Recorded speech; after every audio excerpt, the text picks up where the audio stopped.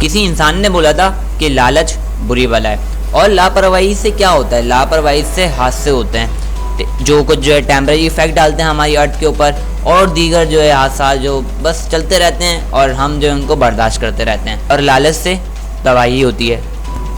पर एक हादसा ऐसा होता है जिसका इतना इफेक्ट होता है कि इंसान को जो हज़ारों से हज़ारों साल जो है उसको भुगतना पड़ता है। जैसे कि चेरनोबिल प्लांट के बारे में आपने सुना होगा, उसका जो हादसा है, वो जो डिज़ास्टर है, वो हमें अगले 20,000 साल तक जो है भुगतना है। उसकी जो रेडिएशन अगले 20,000 साल तक जो है ख़त्म नहीं होने वाली। सिर्फ इंडिया की ही नहीं, पूरे वर्ल्ड की जो है ये डिज़ास्टर थी, इंडस्ट्रियल डिज़ास्टर, जिसका अंजाम जो है आज भी इंसान भुगत रहा है। ये इफ़ेक्ट तब तक जब तक ये अर्थ रहेगी, जब तक इस अर्थ पे जो है क़यामत नहीं आ जाती है। The untold story of Bhopal, India.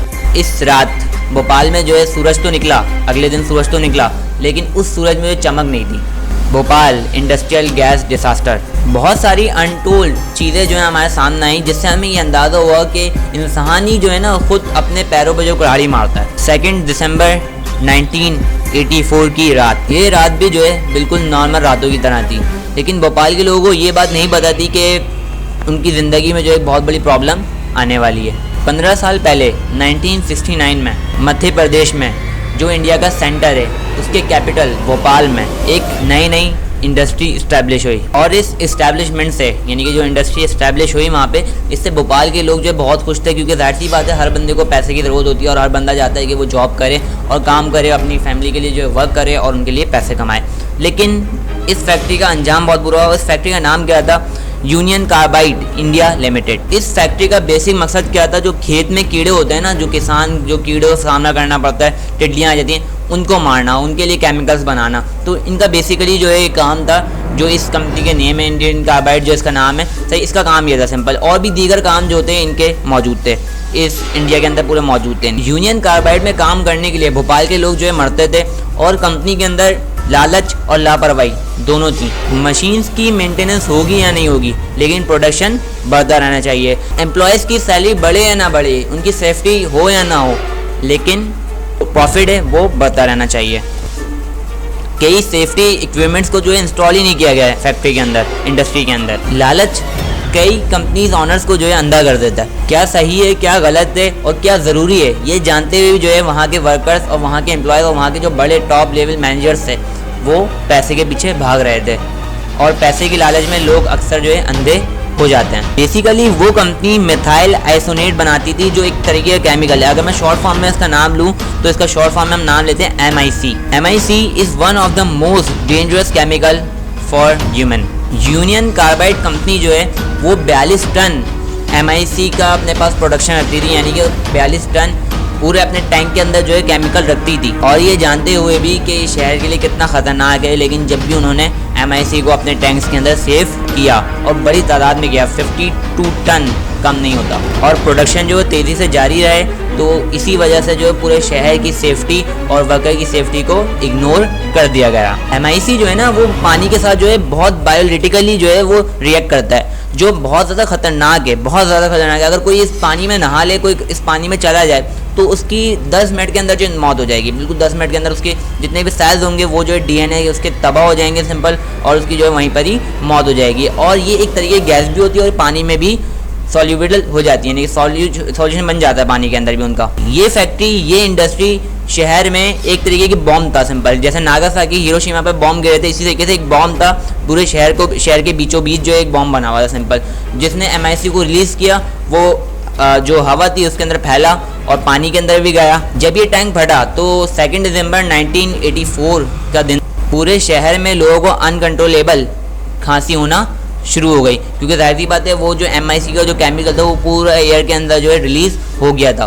पूरे शहर में जितने लोग रहते थे सबके मुंह से जो है खून निकलना शुरू हो गया। लोगों को समझ में नहीं आ रहा था ये हो क्या रहा है। थोड़ी देर में उन लोगों को पता लगा कि भोपाल की सबसे बड़ी इंडस्ट्री में जो है गैस रिलीज़ हो गई है, जिसको हम MIC बोलते हैं। MIC गैस जो रिलीज़ हो गई, जिसकी वजह से हमें खांसी जो है और जो हमारे मुंह से खून आ रहा है वो इस वजह से हो रहा है। और कुछ लोगों ने जो है वहाँ पे क्या किया, इस गैस से बचने के लिए, जाहिर सी बात सांस नहीं आ रही थी उस पूरे इलाके में, जो भोपाल के अंदर सांस नहीं आ रही थी, तो कुछ लोगों ने क्या करा, पानी में छलांगे मारना शुरू कर दी कि वो उस गैस से जो थोड़ी देर दूर रह पाएँ।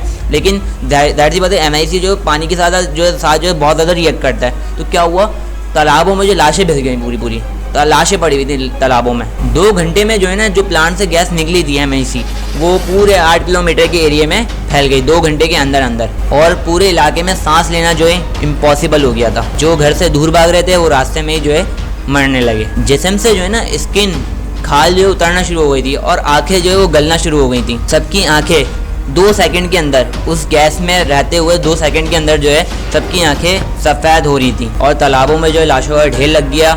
और क्योंकि जाहिर सी बात है वो MIC जो है वो सिंपल पानी में जा रहा था और पानी को जो है तेज़ाब में कन्वर्ट कर रहा था, इसलिए पानी में सबसे ज़्यादा जो लाशें हमें मिली वहाँ पे भोपाल के अंदर। 2 दिसंबर 1984 की सुबह 12 बजे मेंटेनेंस और मैनेजमेंट की कमी के चलते ठीक 12 बजे इंडस्ट्री के एक टैंक में, टैंक नंबर E610 में जो है ऑटोमेटिक जो है कहाँ से आया पानी, उसके अंदर जो है पानी जाना शुरू हो गया। पानी अपनी स्पेसिफिक जगह से रिलीज होकर उस MIC के टैंक के अंदर जाने लगा। MIC और पानी का मिक्सचर, यानी कि इसका मतलब ये इस शहर से बचने का कोई तरीका नहीं। और टैंक के अंदर एक डेंजरस लेवल का जो प्रेशर बनने लग गया, जिसके बाद वो टैंक बॉम्ब बन के ब्लास्ट हो गया और उस टैंक में से 42 टन MIC जो है और एटमॉस्फेयर में हवा के अंदर जाके मिल गया, जिसका सबब क्या बना, पूरे शहर में जो है लाशें बिछ गई। MIC हमारे खून में मिलकर हमारे फेफड़ों पे जो असर डाला था, जिससे जो है हमें सांस लेने में बहुत ज़्यादा दुश्वारी पैदा हो रही थी। शहर में जो है 5 बजे तक जो है लाशों की कतारें लग गई। अगले दिन का जो सुबह निकला, यानी कि जो सूरज निकला, वो भी बोल रहा होगा कि क्या हो गया शहर भोपाल को। एक रात में वहाँ के लोगों ने जो है सब कुछ खो दिया। इस एक रात के चलते वहाँ के लोगों ने जो अपने घर को खो दिया, अपने बच्चों को खो दिया, अपने अजीज़ों को खो दिया और अपने पूरे शहर को खो दिया। शहरों में जो है पूरे शहर के अंदर जो है ना लाशें बिछी हुई, जहाँ पे रेलवे ट्रैक थे वहाँ पे लाशें बिछी हुई हैं, तालाब थे वहाँ पे लाशें बिछी हुई हैं। आप इनक्रेडिबल अमाउंट में मैं बता सकता हूँ कि इतनी लाशें वहाँ पे बिछी थी।